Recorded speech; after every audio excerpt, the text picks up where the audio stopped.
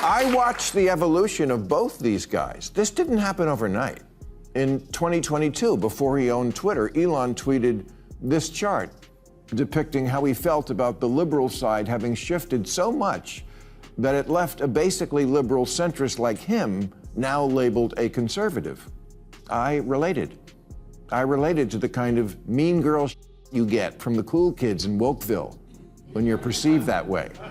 They tried real hard to cancel Rogan a few years ago. And when Elon hosted Saturday Night Live in 2021, well before he was a Trumper, some of the cast members gave him the cold shoulder for the sin of being rich. Bill Maher just dropped a political grenade, and this time, he's not aiming for laughs. He's aiming for the jugular.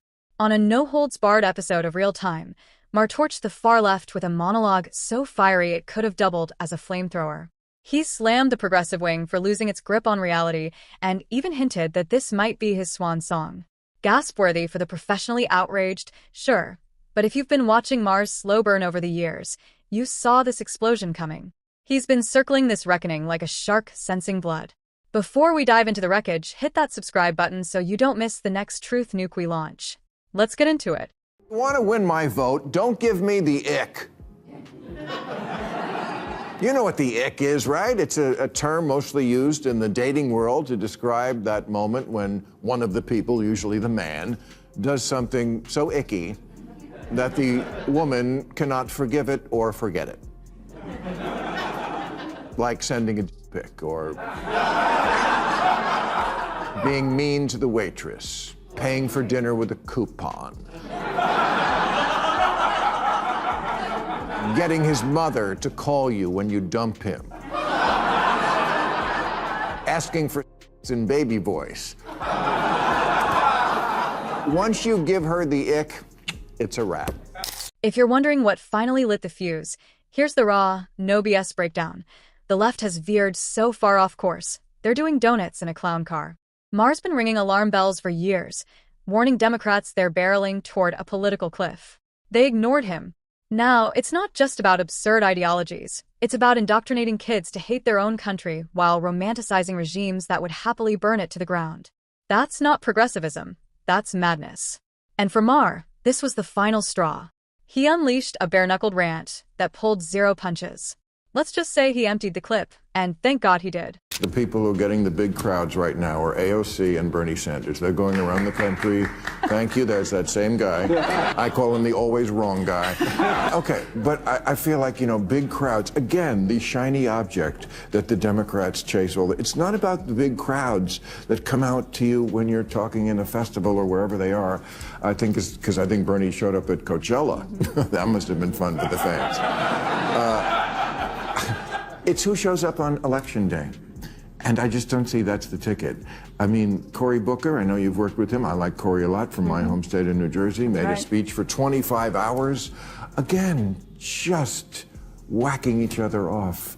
This is just not what's going to get the job done. You could practically see the steam rising off Maher's forehead as he tore into party icons like Bernie Sanders and Alexandria Ocasio-Cortez, blaming them for the collapse of patriotism among young Democrats. The kicker? Sanders and AOC keep walking right into his critique, less about building up America, more about pandering to radicals and fanning the flames.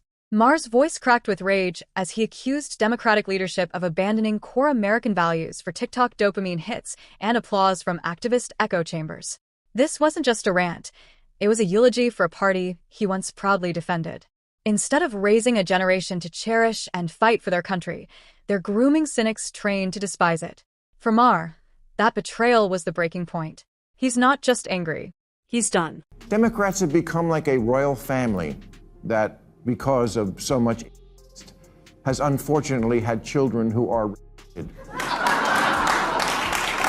And the same thing can happen to ideas if they are also conceived in an atmosphere of intellectual test. Maybe take the clothespins off your noses and actually converse with the other half of the country. Stop screaming at people to get with the program and instead make a program worth getting with. You can feel Maher's fury boiling over as he fires off each word, torching the very party he once stood beside. He accuses Democrats of spiraling into a smug, insufferably woke bubble, completely detached from the real lives of everyday Americans.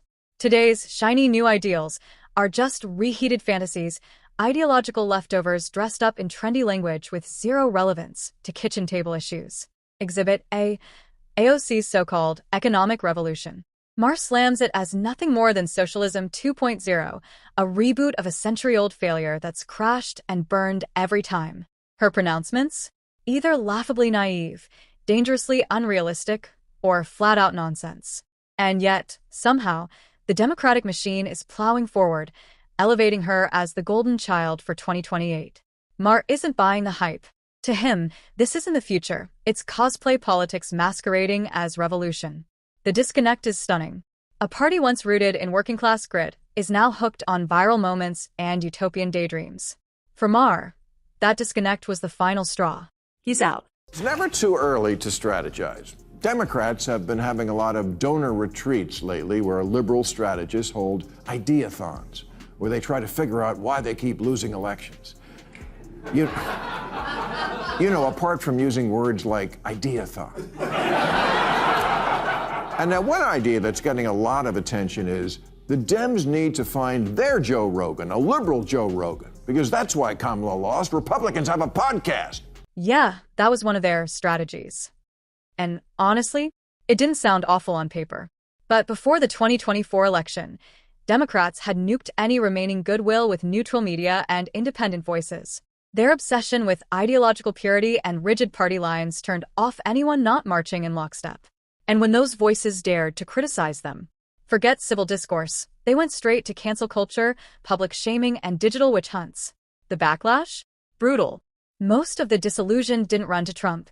They were shoved by frustration, not fanaticism. People like Joe Rogan, longtime centrists with massive reach, ended up telling their audiences to vote Republican. That kind of shift doesn't happen overnight. It's provoked. It was the fallout of a party more interested in muzzling dissent than engaging with it. And now the Democrats are scrambling, hats in hand, trying to win back the very people they tried to silence. But here's the thing. You can't cancel someone on Monday and expect their vote on Tuesday. I don't think his mind is completely inflexible. His neck, yes. But not his mind.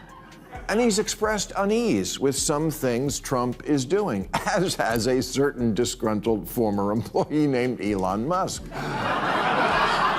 Who, like Joe, is another guy who 5 years ago was thought of as a liberal, but got driven into the other camp by bad attitudes and bad ideas, a reversal I completely understand, although I would never emulate. I also see the woke mind virus. I just don't jump from frying pans into fires. Like it or not, more and more people are drifting toward the MAGA movement.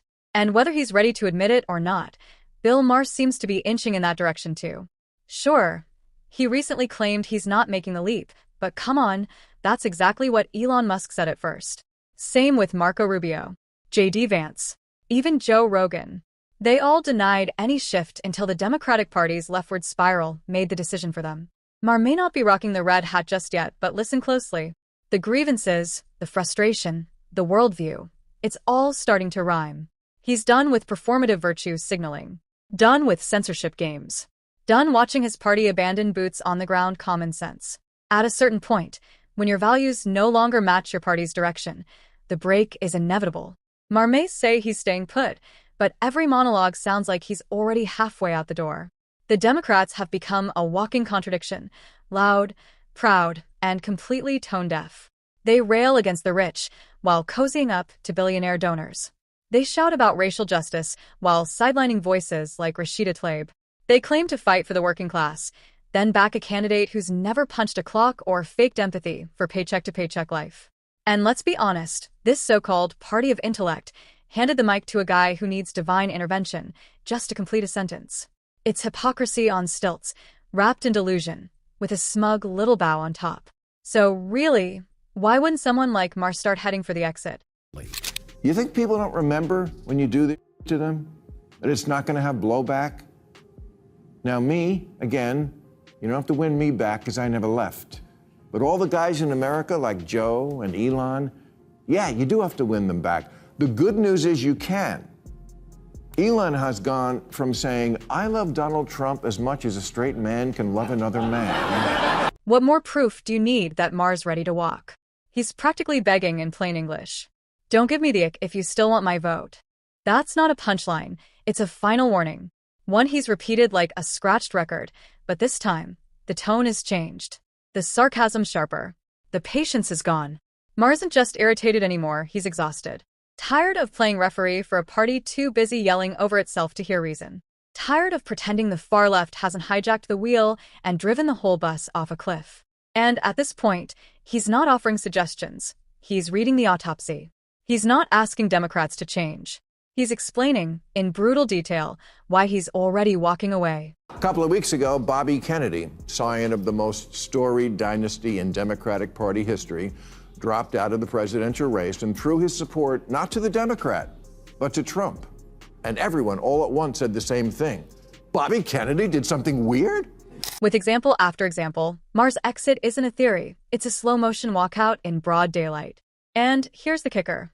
While it might look like the left is inching back toward the center, don't fall for the mirage. That illusion evaporates the moment they anoint Bernie Sanders, AOC, or Gavin Newsom as their 2028 frontrunner. These champions of woke politics could drag the party right back into the ideological abyss, cancel culture, socialist delusions, and flag-burning rhetoric included. If they do, they won't just lose people like Mar. They'll hemorrhage middle-class voters, alienate independents, and hand swing states to the GOP without a fight. Crowning these figures isn't progress, it's political cliff diving. And if they leap, the White House will be served to Republicans on a gleaming silver platter. Mars' rage isn't just personal. It's symptomatic of a growing shift.